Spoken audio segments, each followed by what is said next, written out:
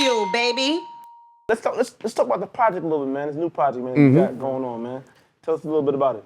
TM3. This is a series I've been doing since I was like, before I got signed. And I think it was just time to get back to it, feed the streets what they want to hear and stuff like that. So now, coming from Detroit, man, how was the music culture out there when you was coming up, man?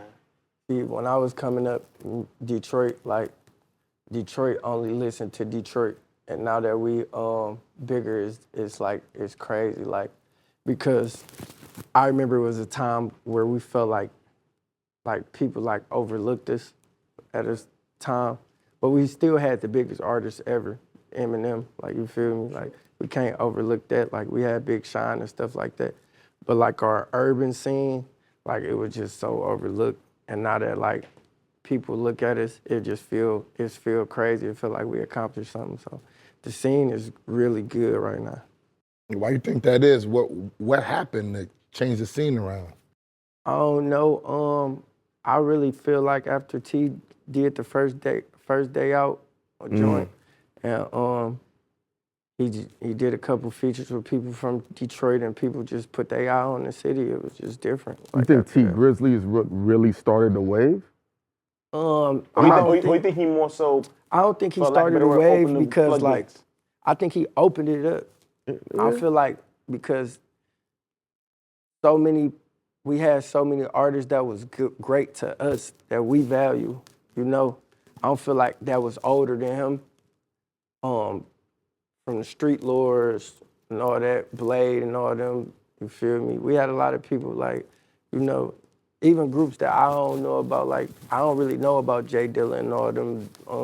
I don't know too much about them, but they part of our culture and people celebrate them where we at though, like they're celebrated. I'm just a little bit too young to know what was going on back then, but I feel like they like really captivated our culture, and then T opened the door for us urban guys to really be in the industry. He ain't the first dude to say that. When me and Clue was in Detroit, they was all saying that, and we was shocked. They was giving Tee Grizzley the praise for going national, for people knowing about Detroit, talking about Detroit, bringing people there, and I was kind of shocked by that too. On the urban side though, like on the urban side, yeah, of course. Yeah, definitely.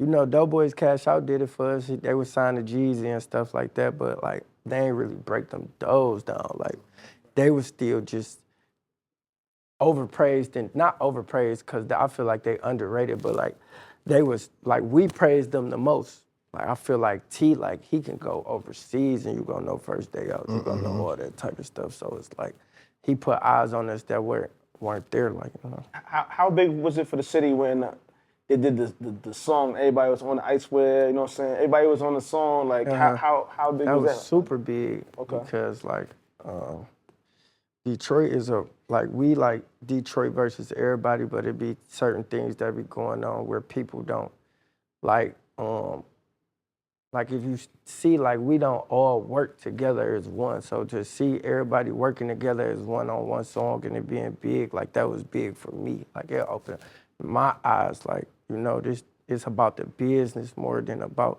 everything else for real. Cause I was about to ask you that because I talked to many people from Detroit. We had many people on the show prior, and I said the same thing I say about people in Philly, and everybody's mad at me right now. Oh, yeah, dude. I said, when the rappers learn the business side of the game, they can go global.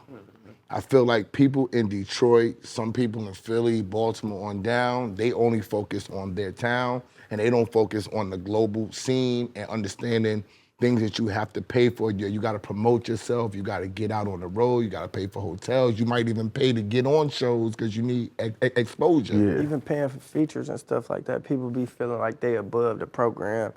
Even the DJs, like I try to, like when I see the DJs, I still pay them, even though a lot of people, like That's people real dope, be like I've met Self for a time and I tried to give them like 100, 200 or something. But it wasn't even, it was just to play in the club, just it show wasn't love. even just to play in the club, it was just, that's how I grew up and that's how I thought it was working. It was like, no, man, I don't need your money.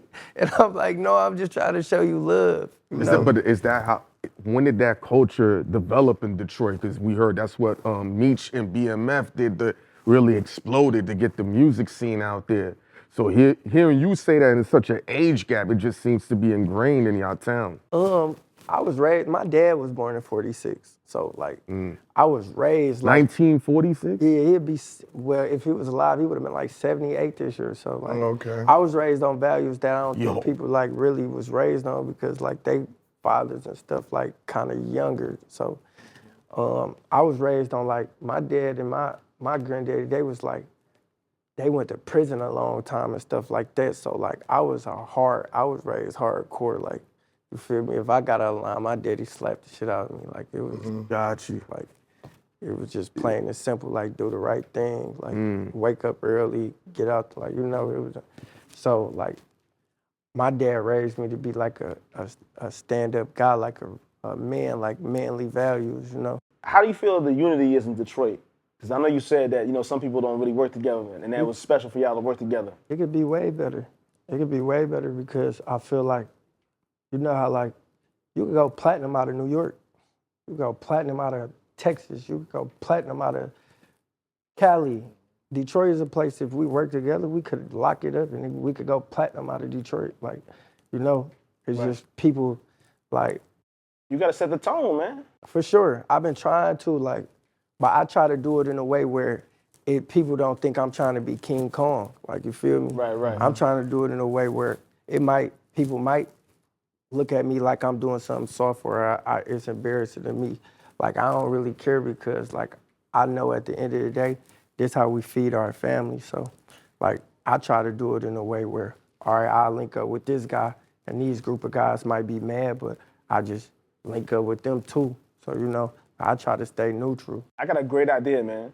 The Detroit Lions are winning right now. Why don't you get a suite at the game? Everybody get in the suite. That's fine. And just mob out and just talk about, you know, how y'all can Niggas might possibly get work thrown together. through the glass in that suite. Yeah, Niggas. yeah. It sound good. Like, it sound good, but everybody just like, everybody not mature enough to have that conversation. Like, the biggest thing about it all is everything. A lot of things can be solved with a conversation, but you gotta get past the barrier of getting into the conversation.